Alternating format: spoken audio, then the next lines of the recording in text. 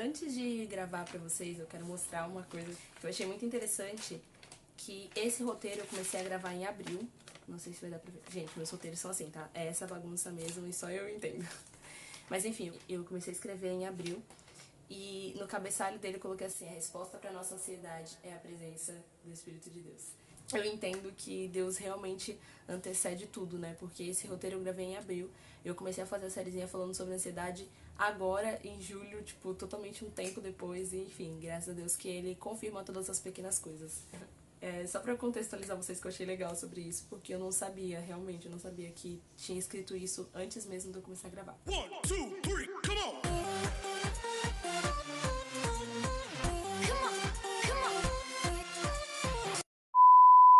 E aí, gente, tudo bem? Bom, pra quem não me conhece, é um grande prazer conhecer esses pazinhos de olhos que estão me assistindo. Eu sou a Débora Marina e sejam bem-vindos a mais um vídeo aqui no canal Marina Disse. E no vídeo de hoje, a gente vai falar sobre uma coisa, eu acho que é a pessoa, na verdade, que eu mais amo no mundo, que eu conheço, não tanto quanto eu gostaria, Mas eu tenho uma certa intimidade, eu conheço um pouquinho. e eu quero falar sobre ele, o Espírito Santo. Tiveram duas coisas que me inspiraram a gravar esse vídeo.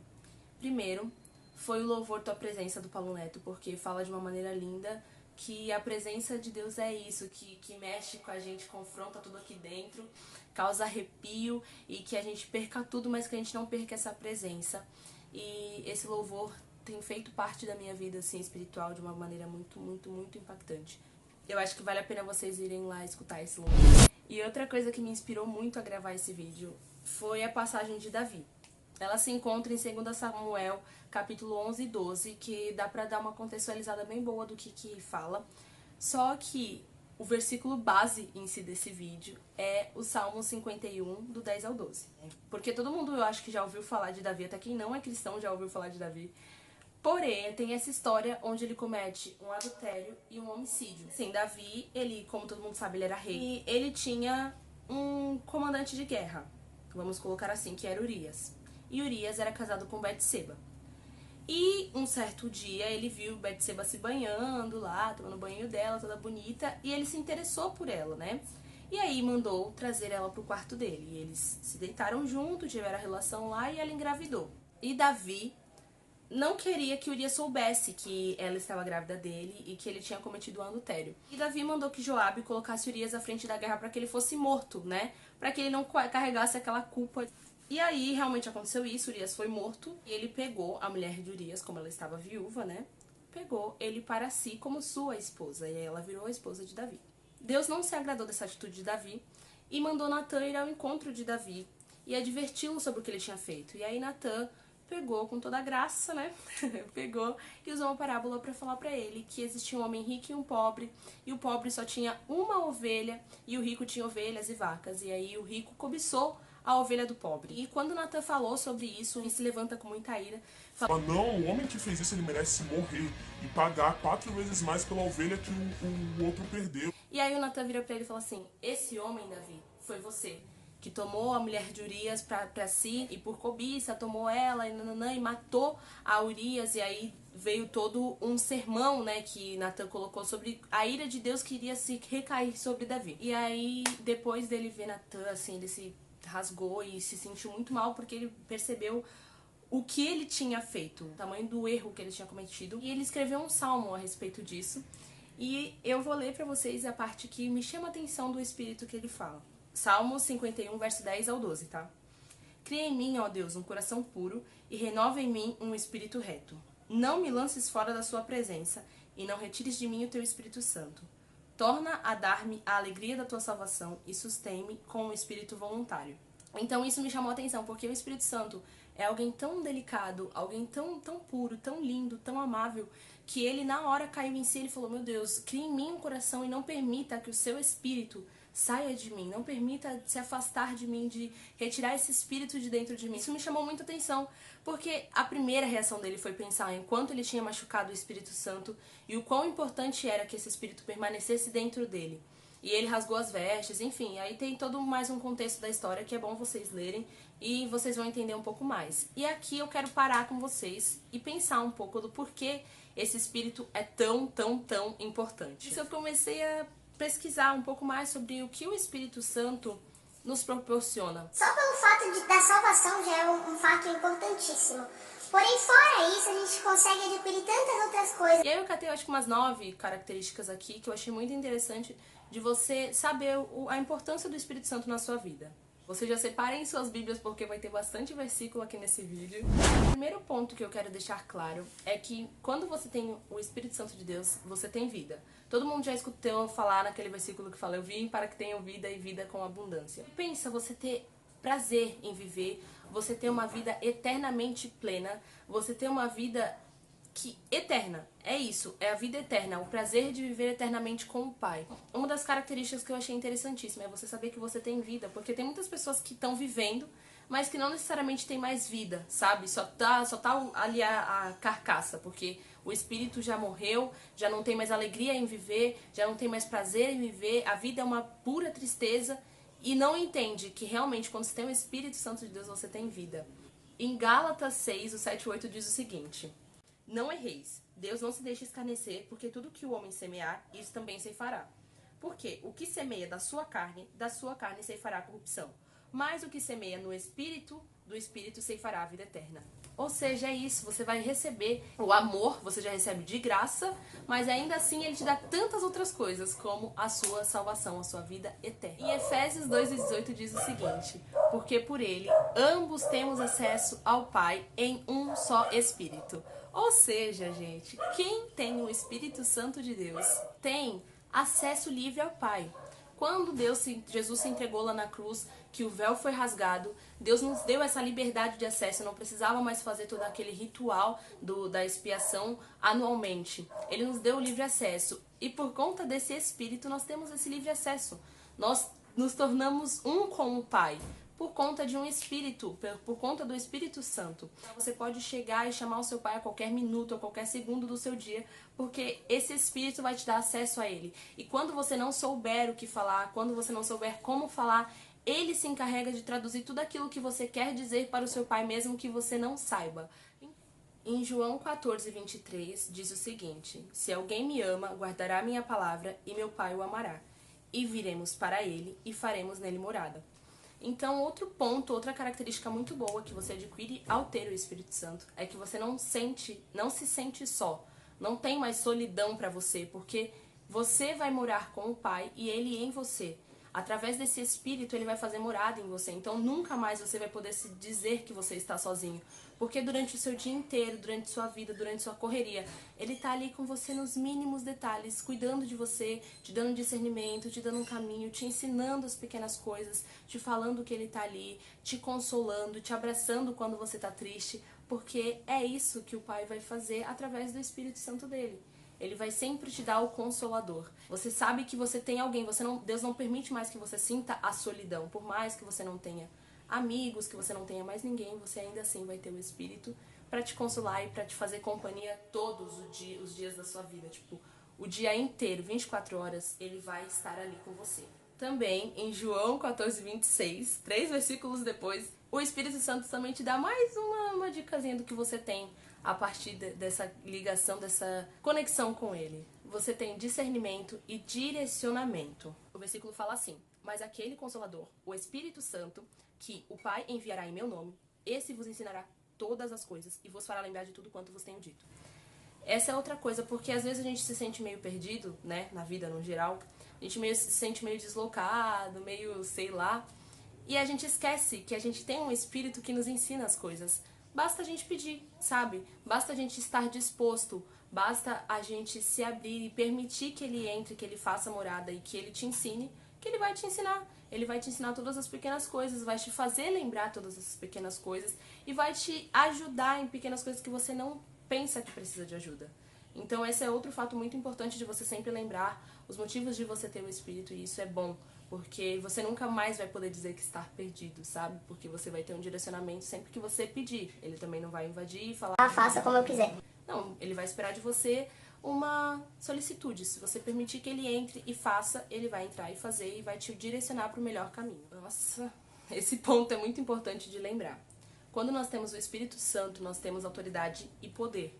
E não digo um poder sobrenatural e sobre-humano que vai fazer você voar ou, sei lá, fazer outras coisas tem essas partes que são os milagres e as maravilhas que ele também, às vezes, para provar a força e o poder que ele tem, ele te faz passar por algumas coisas e te mostra que realmente isso é possível.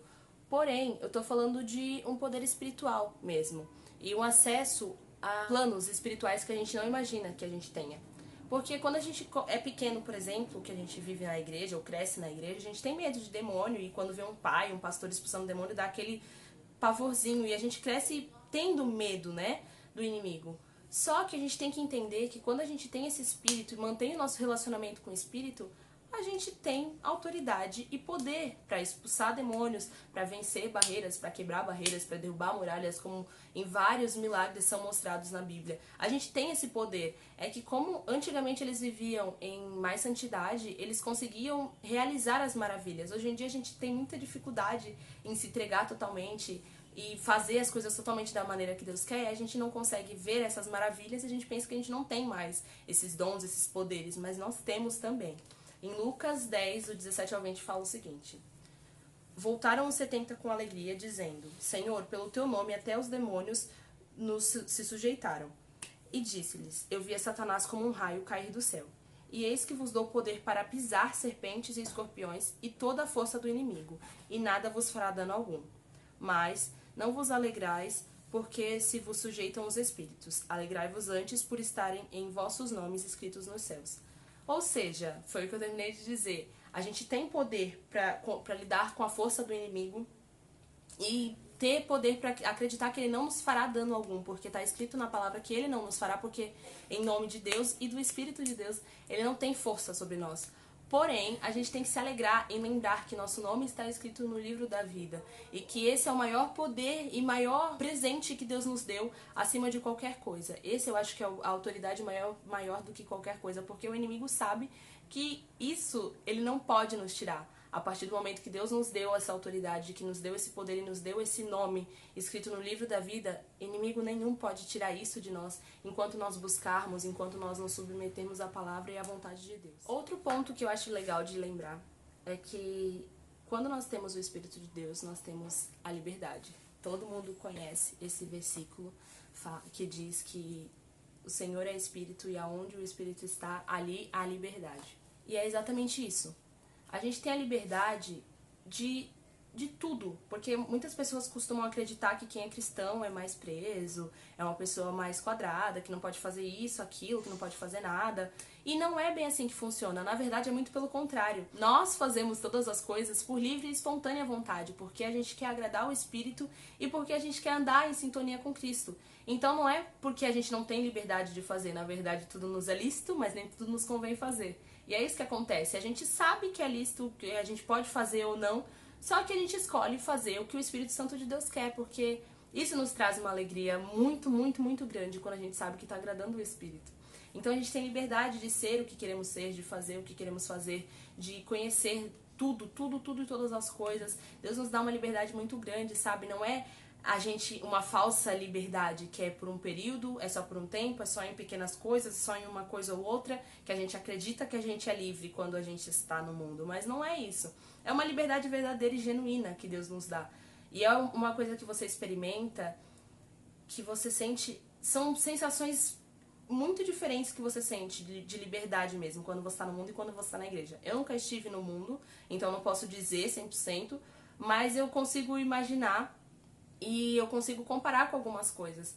E a gente tem aquela sensação de liberdade quando tá no mundo, mas quando a gente tá na igreja a gente sente mesmo, como se a gente pudesse fazer tudo, como se a gente fosse livre pra viver. Coisa que muitas pessoas não são, muitas pessoas caem em vícios, caem em problemas que elas acreditam que nunca vão conseguir se livrar. E com a gente não, a gente sabe que quando a gente cair em qualquer problema, em qualquer pequena coisa que acontecer, a gente vai ter o Espírito de Deus ali pra nos consolar e vamos ter Deus pra nos guiar e pra fazer o melhor, sabe? Pra nos tirar daquela situação, pra nos dar um novo ânimo, pra nos dar um novo fôlego de vida, pra nos fazer recomeçar de alguma maneira. E isso é muito libertador, saber que sempre vai ter uma segunda chance, uma outra oportunidade, uma maneira diferente de recomeçar com Deus. A sétima coisa, se eu não me engano, né, eu acho que já tá no sétimo, é que quando você tem o Espírito Santo de Deus habitando em você, você tem força. E não é uma força sobre-humana, como eu já disse, não é um poder sobrenatural, não são superpoderes. mas é uma força que você tem também intelectual e espiritual. Porque às vezes a gente não percebe. Quando a gente está naquele momento de fraqueza, naquele momento de tristeza, é onde mais o Senhor nos aperfeiçoa, né? Tem um versículo em 2 Coríntios 12, o 9 e o 10, que diz o seguinte: a minha graça te basta, porque o meu poder se aperfeiçoa na fraqueza. De boa vontade, pois eu me gloriarei nas minhas fraquezas, para que em mim habite o poder de Cristo. Por isso, sinto prazer nas fraquezas, nas injúrias, nas necessidades, nas perseguições, nas angústias, por amor de Cristo. Porque quando estou fraco, então sou forte. E isso é assim, acho que é um versículo muito conhecido. Isso a gente não pode nem discutir. Porém, ele quer dizer isso, que quando você está fraco, na verdade o poder de Cristo sobrevém sobre você. E não tem poder maior do que o de Cristo, não tem nada que seja mais forte do que Cristo.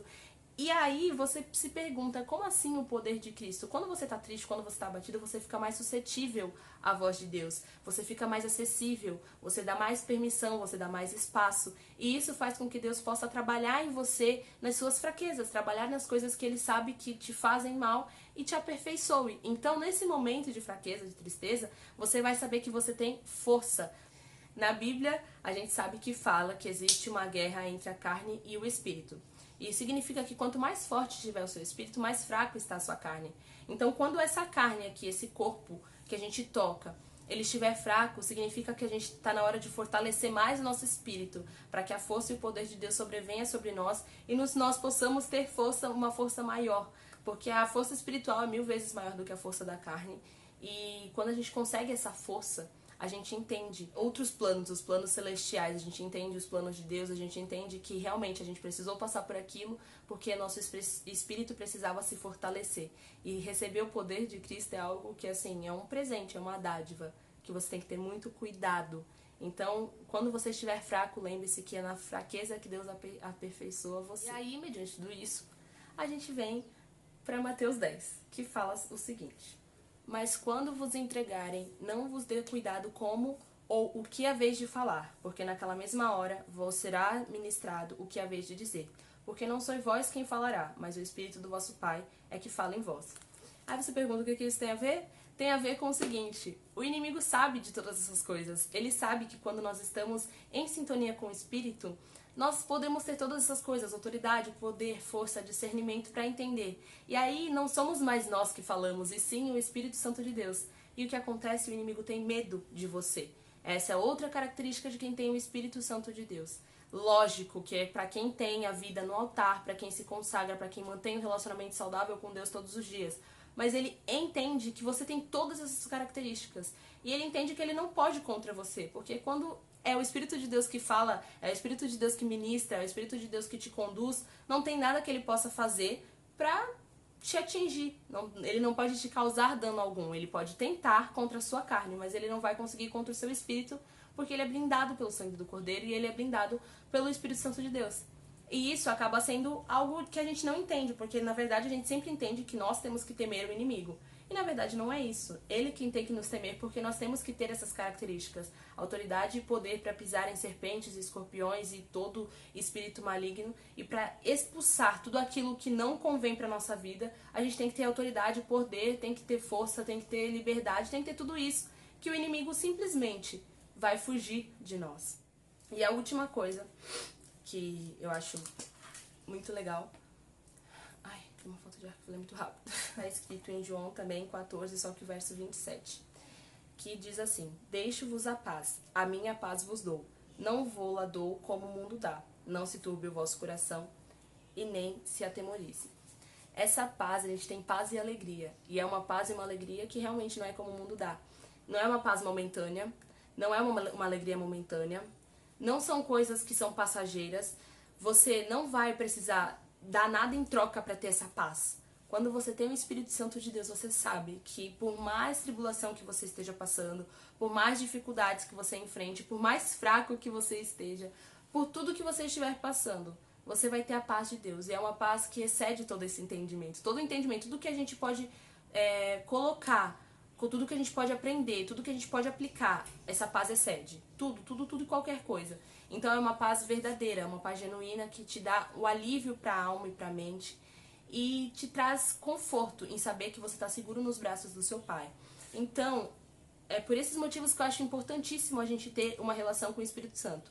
Como eu já disse, vai muito além de só a salvação, que já é um motivo, assim, imprescindível, que já é um motivo que a gente não pode nem debater, mas vai muito além disso, é muito maior. A gente não entende os propósitos, mas é isso, se você tiver uma relação com o Espírito Santo de Deus, você vai se tornar realmente invencível em Deus, sabe? Através de Deus você consegue romper muralhas e tudo, e destruir tudo aquilo que você criou na sua cabeça. Pode ser tanto intelectual, tanto psicológico, quanto espiritual. E Deus vai te dando força e te capacitando todos os dias para lidar com esses problemas.